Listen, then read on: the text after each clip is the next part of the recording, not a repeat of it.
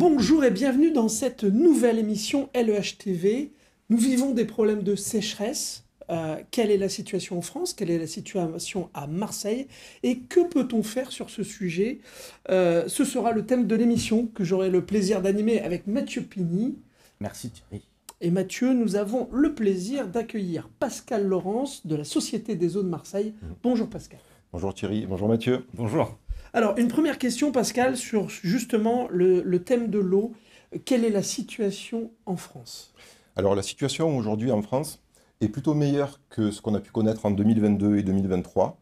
Vous avez vu qu'il y avait eu des pluies quand même assez significatives sur l'ensemble du territoire sur ces 5-6 derniers mois, qui sont les périodes propices au rechargement des nappes. Et plus tôt d'ailleurs que Et plus tôt, et parfois même un peu trop. Vous avez vu notamment dans les Hauts-de-France et plus récemment en Ardèche, des problèmes significatifs liés à l'eau.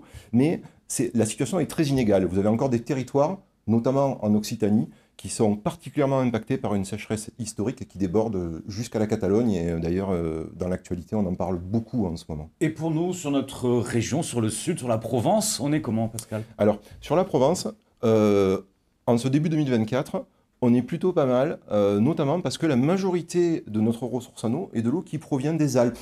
Les gens ne le savent pas à Marseille, mais nous buvons l'eau de la Durance, en très grande majorité, et également du Verdon. Et le stock neigeux est très significatif cette année.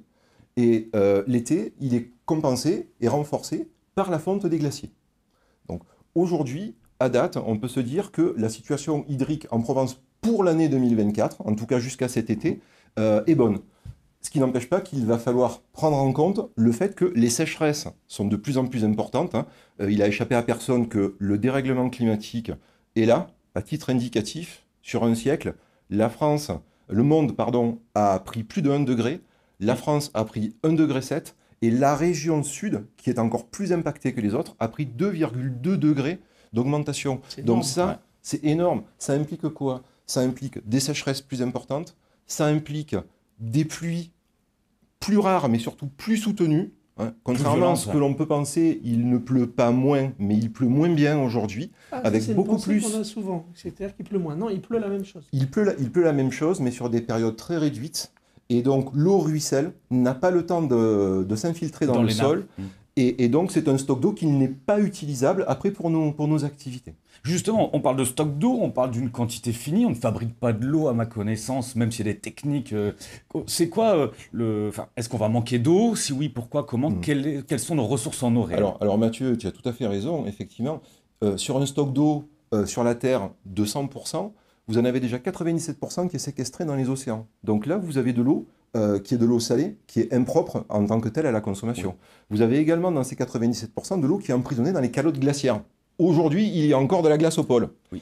Et donc, il reste 3% d'eau dite douce qui serait potentiellement utilisable pour les activités humaines, mais sur ces 3%, moins de 1% est utilisable pour les activités humaines. Et alors, les 2 autres pourcents? Eh bien, vous avez de l'eau qui est dans le sol, mais qui est trop profonde pour être, je dirais, de façon soutenable économiquement utilisée. Et vous avez également une partie de ces eaux douces qui ont des qualités spécifiques qui font qu'elles seraient trop compliquées à traiter. D'accord. Donc, est-ce qu'on va manquer d'eau? Non, parce que les solutions existent. Alors, quelles sont ces solutions?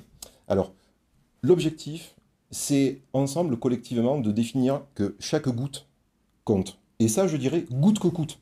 Et pour ce faire, il y a plusieurs piliers qui doivent nous accompagner collectivement, ensemble, au niveau de l'EHV, de la région, de la France, et je dirais même au niveau de la planète, vers ce que nous appelons la sobriété hydrique. Et la sobriété hydrique, ça passe par un premier point qui est que pour pouvoir identifier les postes de consommation les plus importants, il faut être en capacité de les compter. Il faut mesurer. Il faut mesurer. C'est ce qu'on appelle, nous, le monitoring des réseaux. Une fois que vous avez clairement mesuré vos fluides, vous savez quelles sont les zones sur lesquelles vous avez de la déperdition d'eau. Et à partir de là, vous êtes en maîtrise. Vous pouvez identifier si vous avez des fuites sur votre réseau. Et là, les techniques aussi de recherche de fuites existent. Des plus traditionnelles qui sont des écoutes de bruit, jusqu'à plus récemment, puisque c'est nous qui l'avons développé les premiers. Du monde. Avec du monde. Avec des maîtres chiens. Donc nous avons dressé des chiens à rechercher l'odeur de chlore puisque l'eau qui est dans les réseaux est une eau chlorée. Et donc, comme le chien va trouver la drogue, il va aussi trouver le chlore, si vous le dressez bien. Et donc, on recherche des fuites également avec des chiens. Une fois que vous avez traité vos fuites, après, il faut passer au stade de la maîtrise de vos consommations. La gestion. De la gestion. Et là aussi, il y a des techniques. Je disais tout à l'heure que chaque goutte compte. Un exemple concret que je pourrais prendre, vous devez arroser un espace vert dans une entreprise, une collectivité, un rond-point, et vous êtes sur horloge, et tous les matins à 7h du mat, vous avez le tourniquet qui arrose le rond-point. Que le sol en ait besoin ou pas. Il suffit simplement de mettre en place des sondes hygrométriques, des capteurs d'humidité, qui déclenchent ou pas l'arrosage, pour que la juste dose d'eau soit apportée à la plante. Et ça, c'est de la maîtrise. Quand vous avez fait cette partie-là, il reste encore un levier qui est très important et qui, je dirais, aujourd'hui a particulièrement le vent en poupe depuis que le plan eau du gouvernement a été édicté en 2023. Je rappelle, 10% de baisse des prélèvements d'ici 2030. C'est ça le plan eau du gouvernement. Donc c'est extrêmement ambitieux. Des prélèvements d'eau. Hein. Des prélèvements d'eau sur le stock global d'eau. Donc ça veut dire que chacun doit faire un minimal effort de réduire de 10% sa consommation d'ici 2030. Et un des leviers qui est très important, et encore plus quand on est en région littorale, comme c'est notre cas, c'est la réutilisation des eaux usées, traitées, ou des eaux de pluie. Donner une seconde vie à l'eau. Et là aussi, les technologies sont matures. En Israël, c'est 85% des eaux usées qui sont réutilisées en agriculture ou à d'autres fins. En Italie, en Espagne, c'est entre 12 et 20%. En France, c'est moins de 1%. Donc vous imaginez le levier formidable d'économie que nous avons sur ce simple schéma de réutilisation des eaux. Et la perméabilité des sols sûrement aussi. Alors ça, effectivement, là on est sur des politiques qui sont plus d'aménagement, mais je vous disais tout à l'heure qu'il pleuvait moins bien qu'avant et que l'eau ruisselait. Il faut redonner de la perméabilité à nos sols. Aujourd'hui, nos sols sont imperméables, l'eau ruisselle, rejoignent directement la mer. Perméabiliser les sols, créer des toitures végétales, récupérer les eaux de pluie en toiture, créer des bassins de rétention à l'échelle même d'une copropriété ou d'une entreprise. Ça a un double avantage. Vous captez l'eau au moment où elle tombe, et en plus, l'eau, c'est la vie. Vous créez de la biodiversité. Bon, plutôt optimiste, Pascal, quand même. Mais bien sûr, on a des solutions. Il y a des solutions. Une question que tout le monde se pose, est-ce que l'eau du robinet à Marseille est-elle bonne? Alors, l'eau du robinet à Marseille est-ce qu'on peut la boire est d'excellente qualité. Alors, un peu d'histoire, parce que pour savoir où l'on est, il faut savoir d'où l'on vient. Et au 19e siècle, Marseille, c'était la mort par le choléra et le typhus. Et le maire de Marseille, qui s'appelait Maximilien Consolat, c'est un nom qui est connu à Marseille, avait dit « Quoi qu'il advienne et quoi qu'il en coûte, je ferai venir les eaux de la Durance à Marseille ». Et le canal de Marseille a été érigé entre 1839 et 1849, un ouvrage de 177 km qui amène les eaux de la Durance à Marseille, avec plus de 80 souterrains, 20 aqueducs, dont celui de Roquefavour, que vous connaissez tous en général. Les amoureux de la région le connaissent bien, celui-ci. Et pour célébrer l'arrivée de l'eau à Marseille, on a créé quoi? On a créé le Palais Longchamp. Et oui, c'est ça le Palais Longchamp.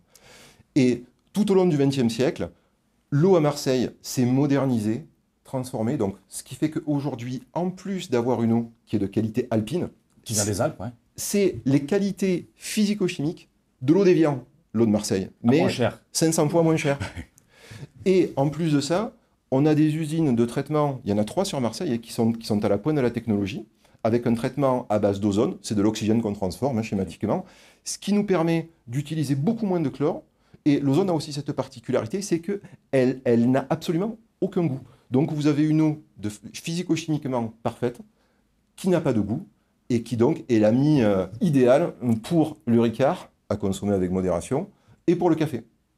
Et il faut savoir d'ailleurs que la bière Heineken, on a une brasserie là sur Marseille, a gagné la meilleure bière du monde grâce à l'eau de Marseille qu'elle utilise dans sa conception. Merci Pascal. Merci à vous. Pour cette interview passionnante, oui. Très riche en informations. Moi, ce que je retiens, c'est que l'eau compte, chers amis, préservons-la.